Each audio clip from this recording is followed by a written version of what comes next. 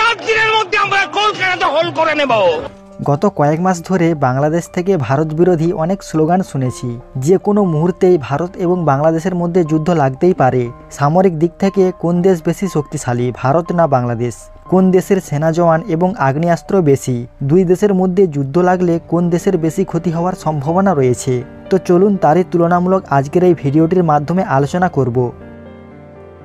ভারতীয় সেনাবাহিনীর সংখ্যা 14,55,000। অন্যদিকে বাংলাদেশের সেনাবাহিনীর সংখ্যা 1,63,000। ভারতের কাছে মোট এয়ারক্রাফট রয়েছে 2,296টি। অন্যদিকে বাংলাদেশের কাছে এয়ারক্রাফট রয়েছে 216টি। ভারতের কাছে যুদ্ধবিমান রয়েছে 606টি। অন্যদিকে বাংলাদেশের কাছে যুদ্ধবিমান রয়েছে মাত্র 44টি। ভারতের কাছে ট্রান্সপোর্ট বিমান রয়েছে 264টি। অন্যদিকে বাংলাদেশের কাছে 16টি। ভারতীয় বাহিনীর কাছে হেলিকপ্টার রয়েছে 869টি। অন্যদিকে বাংলাদেশের কাছে হেলিকপ্টার রয়েছে 73টি। ভারতীয়দের কাছে অ্যাটাক হেলিকপ্টারের সংখ্যা 40টি, বাংলাদেশের কাছে যা একটিও নেই। ভারতের এরিয়াল ট্যাঙ্কারের সংখ্যা 6টি। অন্যদিকে বাংলাদেশের কাছে একটিও নেই। ভারতীয়দের কাছে ট্যাঙ্ক এর সংখ্যা 4,614টি। অন্যদিকে বাংলাদেশের কাছে মাত্র 320টি। ভারতের কাছে আর্মার্ড ভেহিকেলের সংখ্যা 1,51,248টি।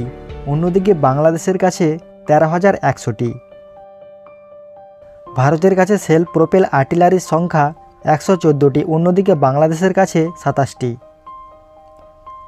ভারতের কাছে টোট আর্টিলারির সংখ্যা 3,243টি। বাংলাদেশের কাছে মাত্র 437টি। ভারতের কাছে মোবাইল রকেট প্রজেক্টর রয়েছে 702টি। বাংলাদেশের কাছে 71টি। ভারতীয়দের কাছে নৌবাহিনীর ফ্লিট রয়েছে 294টি। অন্যদিকে বাংলাদেশের কাছে 117টি। ভারতীয় নৌবাহিনীর যুদ্ধজাহাজ রয়েছে 2টি। বাংলাদেশের কাছে একটিও নেই। ভারতীয়দের কাছে নিউক্লিয়ার সাবমেরিন রয়েছে 2টি। বাংলাদেশের কাছে একটিও নেই। ভারতীয়দের কাছে মোট সাবমেরিনের সংখ্যা 18টি। অন্যদিকে বাংলাদেশের কাছে মাত্র 2টি।